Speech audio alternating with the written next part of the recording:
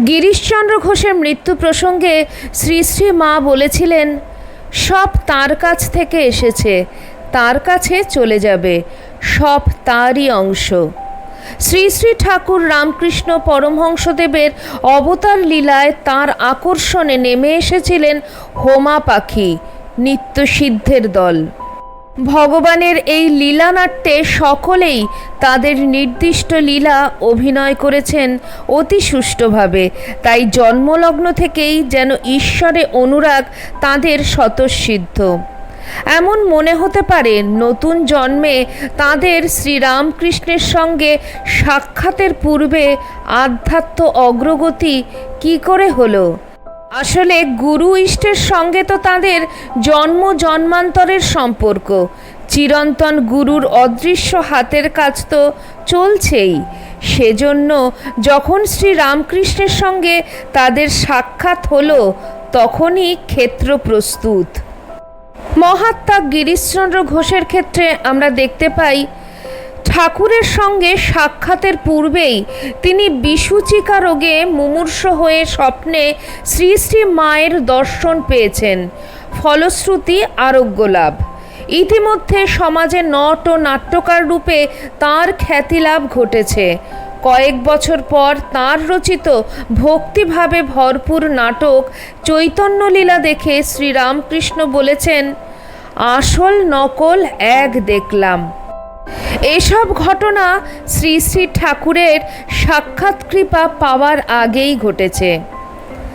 ঠাকুরের সাক্ষাৎ দর্শনের আগেই যদি গিরিশচন্দ্র ঘোষের এই অবস্থা হয়, তাতে একথাই মনে হয় যে ঠাকুর অলক্ষ্যে গিরিশের মধ্যে কাজ করে যাচ্ছিলেন। গিরিশচন্দ্র ঘোষ এ প্রসঙ্গে বলেছেন, আমার দৃঢ় বিশ্বাস করুণাময় শ্রীরামকৃষ্ণদেব নিত্য সঙ্গে থাকিয়া নিজ শক্তি প্রভাবে এই দুর্দান্ত দানবকে আবাল্য রক্ষা করিয়া আসিতেছেন। শ্রী শ্রী ঠাকুর রামকৃষ্ণদেব বলতেন, যাকে লোকে মানে গণে তার মধ্যে ঈশ্বরের শক্তি আছে। গিরিশচন্দ্র ঘোষকে রঙ্গালয়ের প্রায় সবাই শ্রদ্ধা করত, গুরুর মতো মান্য করত। গিরিশচন্দ্র ঘোষের প্রতি স্বামী বিবেকানন্দের গভীর শ্রদ্ধা ও প্রগাঢ় ভালোবাসা ছিল। গিরিশচন্দ্রের আত্মসমর্পণ, অটল বিশ্বাস এবং নির্ভীক ভক্তির প্রশংসা করে তিনি তাঁকে আধ্যাত্মিক জগতের এক অনন্য উচ্চতায় স্থান দিয়েছিলেন। স্বামীজি প্রায়শই গিরিশচন্দ্রের আত্মনিবেদনের কথা উল্লেখ করতেন। স্বামীজি বলতেন, গিরিশচন্দ্র ঘোষের মধ্যে 125% বিশ্বাস আছে। গিরিশচন্দ্রের মতন এমন খাঁটি শরণাগতি এবং ঈশ্বরের দাসের প্রকৃত মনোভাব তিনি আর কারো মধ্যে দেখেননি। স্বামী বিবেকানন্দ বিশ্বাস করতেন, গিরিশচন্দ্রের ঈশ্বর দর্শন এবং আধ্যাত্মিক অন্তর্দৃষ্টি এত প্রখর ছিল যে তিনি প্রথম দর্শনেই শ্রী শ্রী রামকৃষ্ণ পরমহংসদেবকে পূর্ণাবতার হিসাবে চিনতে পেরেছিলেন। এই তো গেল ঠাকুর শ্রী শ্রী রামকৃষ্ণদেব এবং গিরিশচন্দ্র ঘোষের সম্পর্কের কথা। আমরা সবাই জানি, ঠাকুরের একনিষ্ঠ ভক্ত হিসাবে গিরিশচন্দ্রের নাম চিরকাল উজ্জ্বল হয়ে থাকবে। কিন্তু শ্রী শ্রী মায়ের সঙ্গে তার প্রিয় পুত্র গিরিশচন্দ্র ঘোষের সম্পর্কের কথা জানেন কি? গিরিশচন্দ্র ঘোষের জীবনে মায়ের ভূমিকাই বা কী? আসুন জেনে নেওয়া যাক।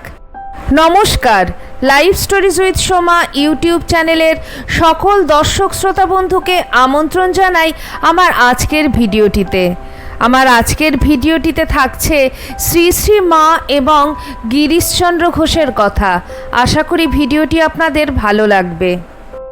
সাধারণত শ্রীরামকৃষ্ণ পরমহংসদেবের অন্যতম গৃহী ভক্ত হিসেবে তাঁর জীবনের বিভিন্ন ঘটনার প্রত্যক্ষদর্শী হিসাবে এবং শ্রী শ্রী রামকৃষ্ণদেবকে অবতার হিসাবে জনসমাজে প্রতিষ্ঠিত করবার অন্যতম মূল কারিগর হিসাবে 19 শতকের বাংলার হিন্দু জাগরণের ইতিহাসে গিরিশচন্দ্র ঘোষের নাম স্মরণীয় হলেও রামকৃষ্ণ সংঘের জননী সারদা দেবীর সাথেও তার আন্তরিক সম্পর্কটি সচরাচর উজ্জ্বল থেকে যায়। কিন্তু বাস্তবে শ্রী শ্রী মাকে জনমানুষে প্রতিষ্ঠিত করবার বিষয়েও গিরিশচন্দ্র ঘোষের অবদান যে কম কিছু ছিল না, ইতিহাস নিজেই একথার সাক্ষ্য দেয়।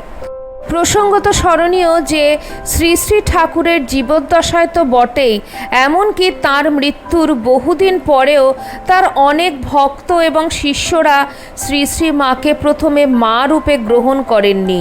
সে সময় তাঁরা সকলেই মনে করতেন যে তিনি হলেন ঠাকুর শ্রী শ্রী রামকৃষ্ণদেবের পরিবার, আর এ সময় পর্যন্ত শ্রী শ্রী ঠাকুরই তাঁদের অভিভাবক রূপে পরিচিত ছিলেন।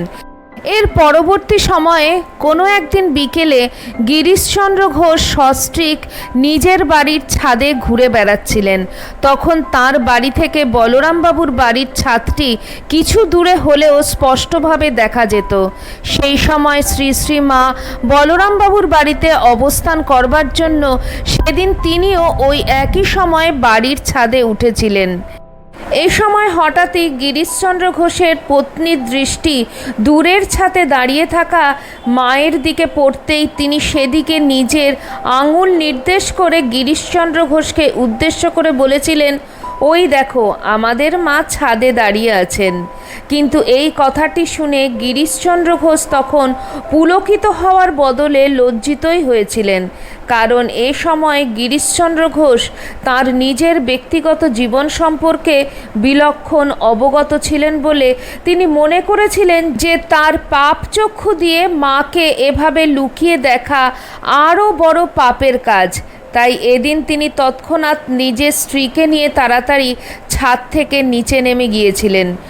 প্রসঙ্গত উল্লেখ্য যে নিজের সুলক্ষণা স্ত্রীর ভাগ্যে গিরিশচন্দ্র ঘোষ শ্রী শ্রী ঠাকুরকে তাঁর গুরুরূপে পেলেও দুটি কন্যা এবং একটি পুত্রের জন্ম দিয়ে তার স্ত্রী এই ধরাধাম থেকে চিরবিদায় নিয়েছিলেন। এর ফলে গিরিশচন্দ্র ঘোষ তার চতুর্দিকে শূন্যতা অনুভব করলেও যেহেতু শ্রী শ্রী ঠাকুরকে বকলমা দেওয়ার পরে নিজের সুখ দুঃখ ইত্যাদি সবই তিনি তার শ্রীচরণে অর্পণ করে দিয়েছিলেন, সেহেতু তখন গিরিশচন্দ্রের আর নিজের শোক তাপ দগ্ধ হৃদয়ে শোকের কোনো অধিকার ছিল না। নিজের তিনটি সন্তানের মধ্যে পুত্র সন্তানটির প্রতি তার বরাবরই বিশেষ স্নেহ ছিল, কারণ এই পুত্র সন্তানটির জন্মের আগে তিনি একদিন শ্রী শ্রী ঠাকুরের পদতলে বসে তাকেই নিজের পুত্ররূপে পাওয়ার প্রার্থনা করেছিলেন। তবে ঠাকুর সেদিন অবশ্য এতে সম্মত হননি, কিন্তু তার লীলা সংবরণের 2 বছর পরেই গিরিশচন্দ্রের ঘরে যখন এই পুত্র সন্তানটি জন্মেছিল তখন গিরিশচন্দ্রের দৃঢ় বিশ্বাস হয়েছিল যে ভক্তের মনোবাঞ্ছা পূর্ণ করবার জন্যই দয়ার ঠাকুর তার নিজের আগের সিদ্ধান্তে অনড় থাকতে না পেরেই ভক্তের ঘরে পুত্ররূপে তার মনোবাঞ্ছা পূর্ণ করবার জন্য চলে এসেছেন। এরপরে 1890 সালে শ্রী শ্রী মা যখন কিছুদিনের জন্য সৌরেন্দ্রমোহন ঠাকুরের বাড়ির দোতলায় অবস্থান করছিলেন তখন একদিন গিরিশচন্দ্র ঘোষ তার 3 বছরের এই শিশুপুত্রটিকে নিয়ে সেই বাড়িতে উপস্থিত হয়েছিলেন। সেদিন এই দামাল শিশুটি নিজের পিতার কোল থেকে নেমেই বাড়ির সিঁড়ি দিয়ে ওপরের দিকে উঠবার জন্য আঙুল দেখিয়েছিল, অর্থাৎ সে দোতলায় যেতে চাইছিল। এ সময় শিশুপুত্রটিকে বেশ কয়েকবার এরকম করতে দেখে এই বাড়ির একজন সেবক তাকে কোলে তুলে নিয়ে সিঁড়ি ভেঙে দোতলায় উঠে মায়ের সামনে নামিয়ে দিতেই শিশুটি মাকে সাগ্রহে প্রণাম করে তার কোল ঘেঁষে দাঁড়ালে মা সস্নেহে তাকে আদর করে টেনে নিয়ে নিজের কোলে বসিয়ে দিয়েছিলেন। এভাবে কিছুক্ষণ সময় অতিবাহিত করবার পরে এই শিশুটি দৌড়ে তরতর করে সিঁড়ি বেয়ে নিচে তার পিতা গিরিশচন্দ্রের কাছে নেমে এসেছিল, আর তারপর পিতাকেও ওপরে যাওয়ার জন্য তার হাত ধরে টানাটানি শুরু করেছিল। এই সময় গিরিশচন্দ্র ঘোষ যতই বলুন না কেন, আরে আমি পাপী তাপী, আমার কি মায়ের সামনে যাওয়া শোভা পায়, তার পুত্র কিন্তু ততই নাছোড়বান্দা হয়ে উঠেছিল। শেষ পর্যন্ত নিজের পুত্রের এই জেদের সামনে গিরিশচন্দ্রকে সেদিন নত হতেই হয়েছিল। আর তিনি তার শিশুপুত্রকে কোলে নিয়ে সারদা দেবীর সামনে উপস্থিত হয়ে তাকে সাষ্টাঙ্গে প্রণাম করে বলেছিলেন, মা গো, আমার এই অপবিত্র দেহটাকে নিয়ে তোমার পায়ের তলায় এসে পড়লুম। এটাই ছিল গিরিশচন্দ্র ঘোষের সঙ্গে মায়ের প্রথম মুখোমুখি সাক্ষাৎকার।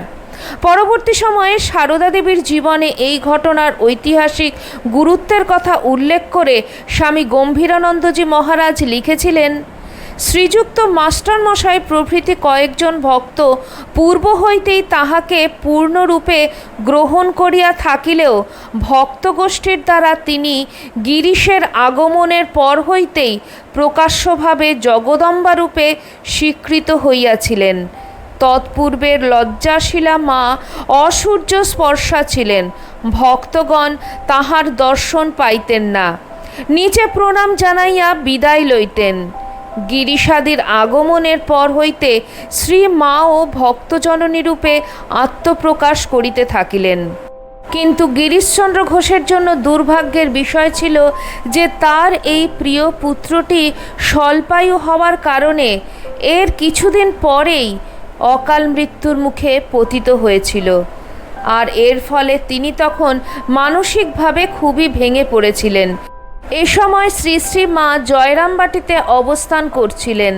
তাই নিজের পুত্রের মৃত্যুর বেশ কিছুদিন পরে শোক ও সন্তপ্ত হৃদয়ে গিরিশচন্দ্র তাঁর গুরুভাই নিরঞ্জন মহারাজের সঙ্গে 1891 সালে সোজা জয়রামবাটিতেই তার কাছে উপস্থিত হয়েছিলেন। আর এখানে অবস্থান করবার সময় একদিন স্নানান্তে ভক্তিপূর্ণ চিত্তে তাকে প্রণাম করে তার মুখের দিকে তাকাতেই গিরিশচন্দ্র ঘোষ চমকে উঠেছিলেন, কারণ এদিন সারদা দেবীর চেহারা তাকে নিজের আগের জীবনের আরেকটি ঘটনার কথা স্মরণ করিয়ে দিয়েছিল। সময় তিনি শ্রী শ্রী মায়ের মুখের সঙ্গে সেই মুখটির মিল খুঁজে পেয়েছিলেন যে মুখটি এর আগে বিসূচিকা রোগাক্রান্ত যুবক গিরিশচন্দ্রকে মহাপ্রসাদ দিয়ে রোগমুক্ত করেছিল। কিন্তু গিরিশচন্দ্রের মনে বরাবরই দ্বন্দ্ব ও সন্দেহের অবিরাম আনাগোনা ছিল বলে তিনি নিজের জীবনের আগের এই ঘটনাটির কথা উল্লেখ করে সরাসরি মায়ের কাছেই জানতে চেয়েছিলেন যে সারদা দেবী কি তার সেই মা। আর শ্রী শ্রী মা এই প্রশ্নটি শুনে তাকে তখন উত্তর দিয়েছিলেন যে তিনি তার গুরুপত্নী নন, তিনি সেই মা। এখানে বলাই বাহুল্য যে সেদিন সারদা দেবীর এই উত্তর গিরিশচন্দ্র ঘোষের মনের আকাশে থাকা দ্বিধা দ্বন্দ্বের সব কালো মেঘকে উড়িয়ে দিয়েছিল। আর তিনি পরম বিশ্বাসে তার উদ্দেশ্যে নিজের শতকোটি প্রণাম জানিয়েছিলেন। এরপরেও গিরিশচন্দ্র ঘোষ জয়রামবাটিতে স্বামী নিরঞ্জনানন্দের সঙ্গে বেশ কিছুদিন মায়ের কাছে অবস্থান করেছিলেন। এ সময় তার অপার স্নেহ ও অকৃত্রিম ভালোবাসায় গিরিশচন্দ্রের অশান্ত হৃদয় শান্ত হয়েছিল আর মন প্রসন্ন হয়ে উঠেছিল। অন্যদিকে এই সময় আবার গিরিশচন্দ্র ঘোষের মনে প্রবলভাবে বৈরাগ্য ভাব জেগে উঠেছিল। প্রসঙ্গত স্মরণীয় যে যদিও এর আগেও তার মনে এই বৈরাগ্যভাবের প্রাবল্য দেখা দিয়েছিল, কিন্তু তবুও তখন শ্রী শ্রী ঠাকুর তাকে বুঝিয়ে তার মন থেকে এই বৈরাগ্য ভাব কাটিয়ে দিয়েছিলেন। কিন্তু এ সময় গিরিশচন্দ্র ঘোষ একদিন সরাসরি মায়ের কাছ থেকেই সন্ন্যাস গ্রহণ করবার অনুমতি চেয়ে বসলেন। শুধু তাই নয়, তার এভাবে সন্ন্যাস গ্রহণ করার বিষয়ে মায়ের বিরুদ্ধ মনোভাবের কথা বুঝতে পেরে গিরিশচন্দ্র নানাভাবে একথা বোঝানোর চেষ্টাও করেছিলেন যে কেন তার সন্ন্যাস নেওয়া প্রয়োজন। কিন্তু মা তাকে কোনো মতেই সন্ন্যাস গ্রহণ করবার সম্মতি দেননি। আর তাই অবশেষে তিনি এক প্রকার বাধ্য হয়েই তার আদেশ মেনে নিয়েছিলেন। এরপরে কলকাতায় ফিরে আসবার পরে গিরিশচন্দ্রকে সবাই এক অন্য মানুষ রূপে দেখতে পেয়েছিলেন। এ সময় থেকেই শ্রী শ্রী ঠাকুরের অলৌকিক আলোকে উদ্ভাসিত গিরিশচন্দ্রের কলম থেকে তার লোকশিক্ষার ধারাটি বজায় রেখে একের পর এক অনুপম রচনাশৈলী নির্গত হতে শুরু করেছিল। তারপর থেকেই মা যখনই কলকাতায় সরকার বাড়ি লেনে হলুদের গুদাম বাড়িতে বাস করতে শুরু করেছিলেন, তখন গিরিশচন্দ্র ঘোষ প্রায়শই তাঁকে সেখানে প্রণাম করতে যেতেন। এ সময় একদিন মা যখন কলকাতা থেকে কিছুদিনের জন্য নিজের দেশের বাড়িতে যাওয়ার প্রস্তুতি নিচ্ছিলেন, ঠিক এমন সময় গিরিশচন্দ্র যোগানন্দ স্বামীকে সঙ্গে নিয়ে তার কাছে উপস্থিত হয়ে তাকে সাষ্টাঙ্গ প্রণাম করে জানিয়েছিলেন যে মায়ের কাছে এলে তার একথাই মনে হয় যে তিনি যেন একটি ছোট শিশুরূপে নিজের মায়ের কাছেই এসেছেন। তারপর তিনি সেদিন ওখানে উপস্থিত সকলকে উদ্দেশ্য করে মায়ের সম্বন্ধে বলেছিলেন, তোমরা কি ভাবতে পারো যে তোমাদের সামনে পল্লীবালার বেশে জগদম্বা দাঁড়িয়ে আছেন? তোমরা কি কল্পনা করতে পারো যে মহামায়া সাধারণ স্ত্রীলোকের মতন ঘরকন্যা ও আর সব রকম কাজকর্মই করছেন, অথচ তিনি জগৎজননী মহামায়া, মহাশক্তি, সর্বজীবের মুক্তির জন্য এবং মাতৃত্বের আদর্শ স্থাপনের জন্য আবির্ভূতা হয়েছেন।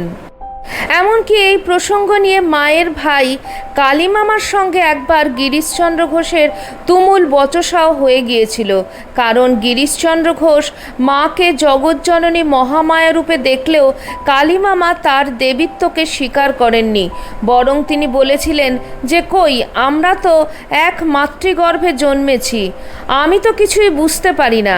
অন্যদিকে গিরিশচন্দ্র তাকে পাল্টা উত্তর দিয়েছিলেন, অঘটন ঘটন পটীয়সী মহামায়া তোমাকে দিদি রূপে সমস্ত জীবন ভুলিয়ে রাখতে পারবেন না। যাও, যদি ইহ এবং পরজন্মের মুক্তি চাও তো এখনই মায়ের পাদপদ্মে শরণ লও। এছাড়াও এর পরবর্তী সময়ের আরেকটি ঘটনার ফলেও মায়ের প্রতি গিরিশচন্দ্র ঘোষের আকর্ষণ যে কতটা গভীর হয়ে উঠেছিল একথা বুঝতে পারা যায়। এ সময় মা দীর্ঘকাল পরে জয়রামবাটি থেকে কলকাতায় ফিরে আসলে তাকে দর্শন করার জন্য রাজা মহারাজ এবং বাবুরাম মহারাজ স্টেশনে পৌঁছে জানতে পেরেছিলেন যে গাড়ি 3 ঘন্টা লেট চলছে, কিন্তু মাকে প্রণাম না জানিয়ে ফিরে যেতেও তাদের মন তখন সায় দিচ্ছিল না। আর তাই তারা 3 ঘন্টা ধরে অধীর আগ্রহে স্টেশনে অপেক্ষা করার পরে ট্রেন এসে পৌঁছতেই মা যেই গোলাপ মাকে সঙ্গে নিয়ে স্টেশনে অবতীর্ণ হয়েছিলেন, অমনি তারা তাকে প্রণাম করতে ছুটেছিলেন।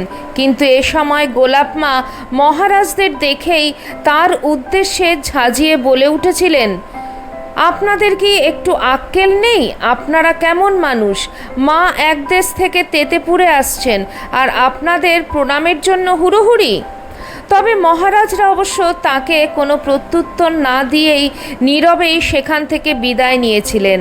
এরপর মা স্টেশন থেকে বাগবাজারে পৌঁছবার পরই গিরিশচন্দ্র ঘোষ সেখানে উপস্থিত হয়ে খুব শান্ত স্বরেই মাতৃদর্শনের অভিলাষ ব্যক্ত করেছিলেন। আর এখানেও মহারাজের মতোই গিরিশচন্দ্র গোলাপ মায়ের খবরদারির হাত থেকে রেহাই পাননি। তবে মহারাজ যেখানে চুপ ছিলেন সেখানে গিরিশচন্দ্র ঘোষ রেগে উঠে গোলাপ মাকে সোজাসুজি বলে বসেছিলেন, আচ্ছা ঝাঁঝালো মেয়ে মানুষ, মায়ের সঙ্গে ছেলে দেখা করবে, তার আবার সময় অসময় কি আছে? বলাই বাহুল্য যে সেদিন গিরিশচন্দ্রের মুখ থেকে একথা শুনে গোলাপ মা ভীষণ ক্ষেপে গিয়ে মায়ের কাছে অভিযোগ করেছিলেন যে গিরিশচন্দ্র তাকে ঝাঁঝালো মেয়ে মানুষ বলেছেন। তবে সব ঘটনা শোনবার পর মা অবশ্য গোলাপ মাকেই বকাঝকা করেছিলেন। আর গিরিশচন্দ্র প্রসন্ন মনে মায়ের সঙ্গে দেখা করে এবং মাকে প্রণাম করে সেখান থেকে বিদায় নিয়েছিলেন। এর পরের ঘটনা 1907 সালের। এ সময় গিরিশচন্দ্র তাঁর বাড়ির দুর্গাপূজায় মাকে নিয়ে আসবার জন্য প্রবলভাবে আগ্রহী হয়ে উঠেছিলেন, কিন্তু মা তখন খুবই অসুস্থ ছিলেন বলে তিনি এই উৎসবে যোগ দিতে পারবেন না জেনে গিরিশচন্দ্র এ সময় স্পষ্টভাবেই জানিয়ে দিয়েছিলেন যে মা না এলে তার পুজো করা নিরর্থক বলে তিনি এবছর আর দুর্গাপুজোই করবেন না। কিন্তু গিরিশ ঘোষের এই সংকল্পের কথা মায়ের কানে পৌঁছতেই নিজের শারীরিক অসুস্থতা সত্ত্বেও তিনি তার বাড়ির পুজোয় উপস্থিত থাকবেন বলে জানিয়েছিলেন। আর সেই মতন এর পরে তার উপস্থিতিতেই যথাসময়ে গিরিশ ঘোষের বাড়ির দুর্গাপুজোর কল্পারম্ভ হয়েছিল। তারপরে মহাসপ্তমী এবং মহা অষ্টমীর দিনও মা যথাসময়ে গিরিশ ভবনে উপস্থিত হয়েছিলেন। কিন্তু সেবারে গভীর রাতে সন্ধি পূজা পড়বার ফলে ডাক্তার শারীরিক দুর্বলতার কারণে মাকে সন্ধি পুজোয় উপস্থিত থাকবার অনুমতি না দেওয়ায় গিরিশচন্দ্র অনেক ভেবেচিন্তে ঠিক করেছিলেন যে তাহলে তার আর পূজা মণ্ডপে থেকেই বা কী হবে, কারণ মাই যখন আসবেন না তাহলে সন্ধি পুজো কাকে নিয়ে হবে। কিন্তু এদিন হঠাৎই সন্ধি পুজো আরম্ভ হওয়ার কিছু আগেই মা তার মহিলা ভক্তদের সঙ্গে পায়ে হেঁটে একেবারে গিরিশচন্দ্রের খিড়কির দরজার কাছে এসে হাজির হয়ে দরজায় ধাক্কা দিয়ে তাকে ডাকলেন। তার ক্ষীণ কণ্ঠস্বর শোনা মাত্রই গিরিশচন্দ্র সেখানে ছুটে এসেছিলেন। আর তারপরে নিজের সৌভাগ্যে ভাগ্যবান গিরিশচন্দ্র গদগদ স্বরে মায়ের উদ্দেশ্যে বলে উঠেছিলেন, আমি ভেবেছিলুম মা ছাড়া আমার পূজা অসমাপ্ত, কিন্তু তুমি যে করুণাময়ী, অসীম তোমার করুণা, তাই মাগো তুমি কি না এসে থাকতে পারো? এদিন গিরিশ ঘোষের বাড়ির পূজা প্রাঙ্গণে সমবেত ভক্তরা একে একে মায়ের শ্রীচরণে অঞ্জলি দিয়েছিলেন। আর তারপরে তার উপস্থিতিতেই গিরিশ ভবনে আনন্দের সঙ্গেই সন্ধি পূজা সম্পন্ন হয়েছিল। এমনকি এরপরে মহানবমী পূজাও একইভাবে কেটে গিয়েছিল এবং সে বছর এই রাতেই সব ধরনের নারী পুরুষই মায়ের শ্রীচরণে অঞ্জলি দেওয়ার সুযোগ পেয়েছিলেন। মোট কথা হলো যে এভাবেই গিরিশ ঘোষ আয়োজিত মাতৃপূজা সে বছর সার্থক ও সুশোভামণ্ডিত হয়ে উঠেছিল। এছাড়াও গিরিশচন্দ্র অভিনীত নাটক যথা দক্ষযজ্ঞ, বিল্বমঙ্গল ইত্যাদি দেখতে দেখতে মা অনেক সময় ভাবাবিষ্ট হয়ে পড়তেন। ব্রহ্মচারী অক্ষয় চৈতন্যের বিবরণীতে একথার প্রমাণ পাওয়া যায়। এমনকি গিরিশচন্দ্র ঘোষের রচনাবলিতেও মায়ের প্রভাব কিন্তু বিশেষভাবেই লক্ষণীয়। কথিত রয়েছে যে যক্ষা রোগাক্রান্ত স্বামী রামকৃষ্ণানন্দজি মহারাজ নিজের দেহত্যাগ করবার আগে মায়ের দর্শন প্রার্থনা করলে তিনি তাকে স্বপ্নের মধ্যে দিয়ে দর্শন দিয়েছিলেন। এরপরে এই ঘটনায় আনন্দাপ্লুত স্বামী রামকৃষ্ণানন্দজি মহারাজ গিরিশচন্দ্রের কাছে তার স্বপ্ন মধ্যে মায়ের এই উপস্থিতি বর্ণনা করলে গিরিশচন্দ্র ঘোষ তখন এই ঘটনাটিকে একটি গানের বাণীতে লিপিবদ্ধ করেছিলেন। গিরিশচন্দ্র ঘোষের এই বিখ্যাত গানটি হল, পোহালো দুঃখ রজনী গেছে আমি ঘোর কুস্বপন, নাহি আর ভ্রম জীবন মরণ, হ্যারো জ্ঞান অরুণ বদন বিকাশে হাসে জননী, বড়া ভয় করা দিতেছে অভয়, তোলো উচ্চতান গাও জয় জয়, বাজাও দুন্ধুবি সমন বিজয়, মার নামে পূর্ণ অবনী। এরপর 1912 সালের 8ই ফেব্রুয়ারি গিরিশচন্দ্র ঘোষ দেহত্যাগ করবার পর তার পারলৌকিক কাজের দিন গিরিশচন্দ্রের আত্মীয় পরিজনেরা মাকে গিরিশ ভবনে যেতে অনুরোধ করলে মা সেদিন তাদের শোকাহত চিত্তে বলেছিলেন, গিরিশবিহীন গিরিশের বাড়িতে যাই কেমন করে। এতক্ষণ আপনারা শুনছিলেন গিরিশচন্দ্র ঘোষ এবং শ্রী শ্রী মায়ের কথা। ভিডিওটি আপনাদের কেমন লাগলো অবশ্যই কমেন্ট সেকশনে কমেন্ট করে জানাবেন। চ্যানেলের নতুন বন্ধুদের কাছে একান্ত অনুরোধ, চ্যানেলটি সাবস্ক্রাইব করে আমার পাশে থাকবেন আর পাশে থাকা বেল আইকনটি অবশ্যই ক্লিক করে দেবেন, যাতে আমার পরবর্তী ভিডিওতে আপনার সঙ্গে আমার আবার দেখা হয়। তাহলে আজ এই পর্যন্তই। সবাই ভালো থাকবেন, সুস্থ থাকবেন। আবার খুব শিগগিরই দেখা হচ্ছে আপনাদের সঙ্গে কোনো একটি নতুন ভিডিওতে। জয় ঠাকুর, জয় মা, জয় স্বামীজি।